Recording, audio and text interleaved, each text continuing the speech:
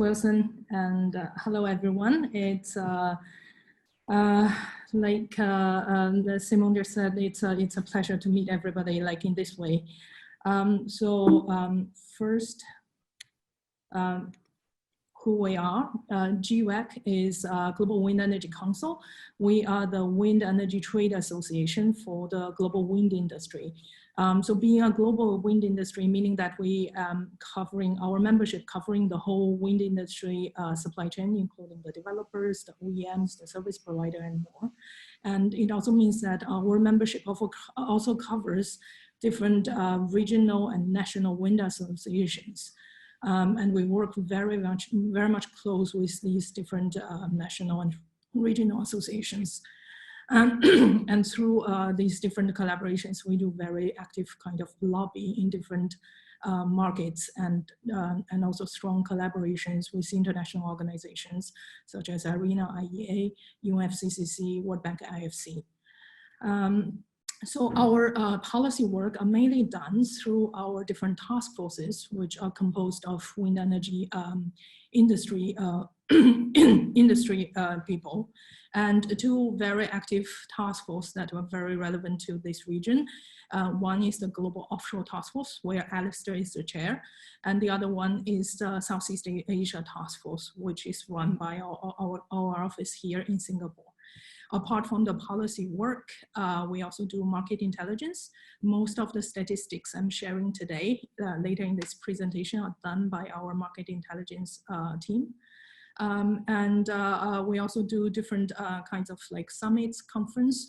The upcoming one that's offshore related is in 2 weeks' time, Global Offshore Wind Summit Taiwan, which is also moved to virtual space, so you don't have to travel. You can just join us like virtually to learn the development of Taiwan and also global offshore wind, international development. Yeah. So this is a snapshot of our different members. And today in this presentation, I'm going to cover like the market status of global offshore wind by 2019 and also market outlook into the 2030s and also a little bit on the technology development. Next, the global offshore wind market development. So the past 5 years, the wind energy development has been like on an annual growth rate of 12%, which brings the global wind energy installation to 651 gigawatt. And of this number, 5% is offshore wind, which represent 29 gigawatt of installation. And on this first slide, you can see like two pie charts. On the left hand is the global onshore top 10 players, and on the right hand side is the top 5 players, top 5 markets on the offshore wind market. And you can see that the dynamics are very different. On the left-hand side, the dynamic is, the development is very much like equally spread between like Europe, North America, and Asia. And on the offshore wind market, it's still very much dominated by the European players, with China taking a fair amount of the share. And there's no presence of like the US or the North American market here. And if we further zoom into the annual installation, last year, 2019, we've seen a record high installation of 6.1 gigawatt of offshore installation. And this is represent about 10% of the annual market. And this 10% is a significant growth in the past 10 years from merely like 1% in 2010. And the past 5 years also saw annual growth rate of 24%, which is also quite significant. Yeah, and the next one. The next slide shows the breakdown further into the annual market and also into the total market, and also a regional breakdown on this annual and total market. On the left-hand side, on the right top, the annual offshore installation, the 6.1 gigawatt, was led by China last year, which installed about 2.4 gigawatt, a record high year in China, followed by UK with 1.8 gigawatt of installation, which is also a record in installation in UK, followed by Germany, 1.1 gigawatt, and Denmark and Belgium. Because of the record kind of installation of China and UK, that bring us to the 6.1 gigawatt, kind of the global highest installation for offshore so far.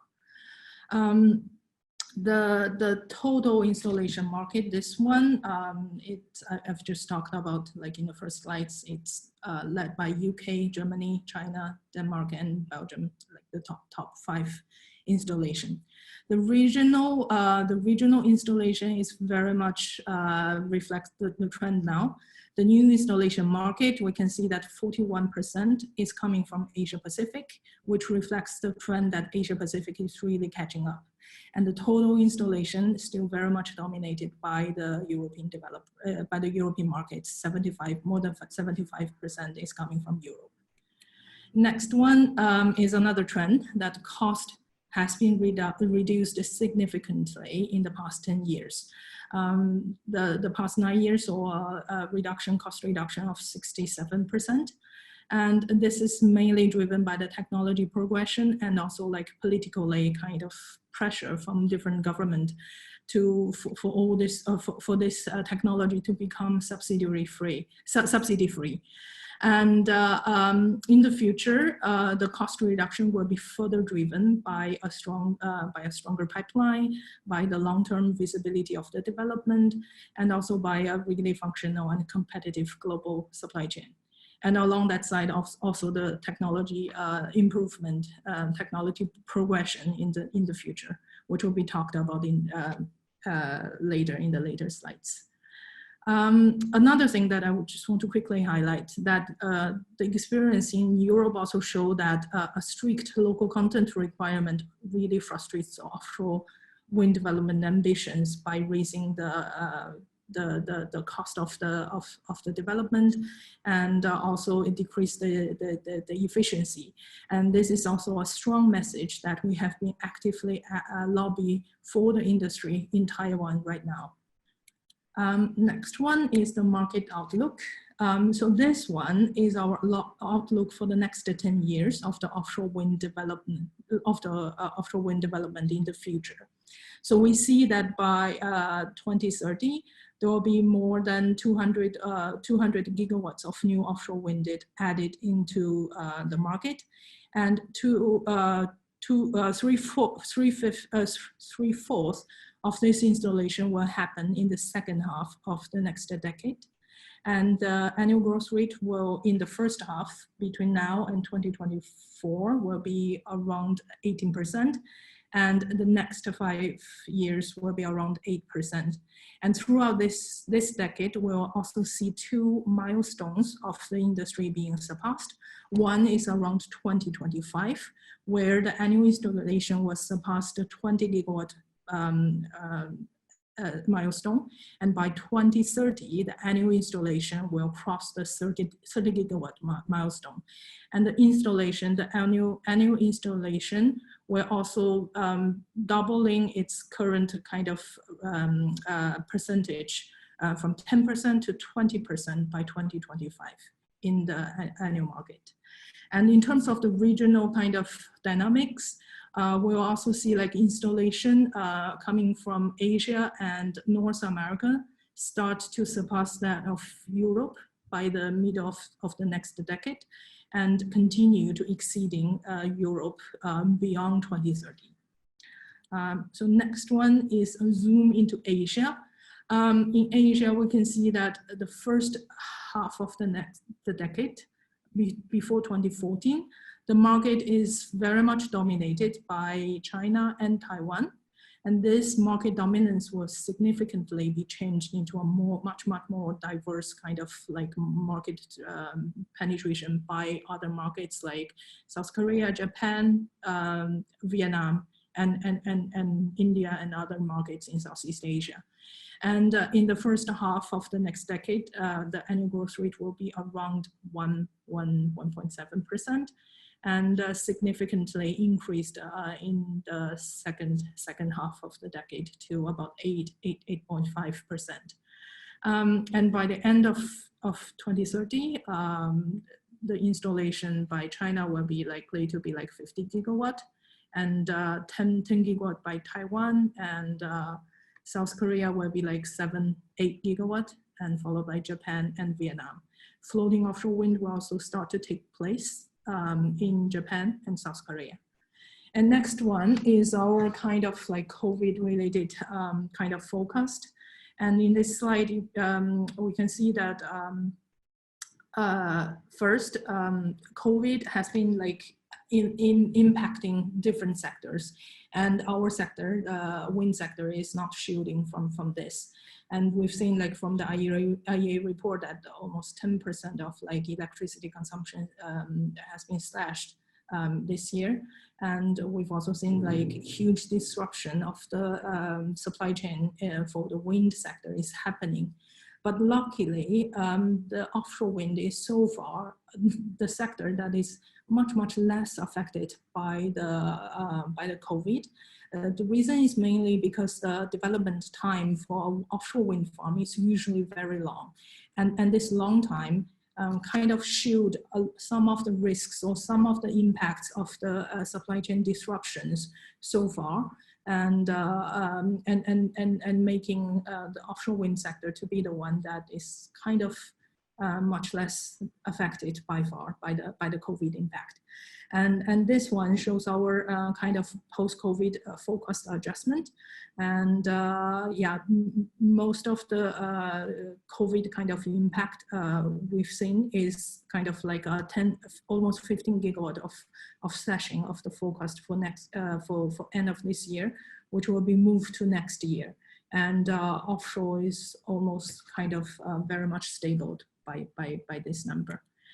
And the next one is kind of globally that renewable energy is really the backbone for us to move our future energy energy pathway into a climate friendly one. And energy transition, if we want to keep the energy transition pathway at with the 2 degrees Celsius kind of increase into the future, that means that renewable energy will need to supply about 57% of the global electricity by 2030, and even more to like 86% by 2050. And you can see that this on the slides, this is from the IRENA kind of scenario.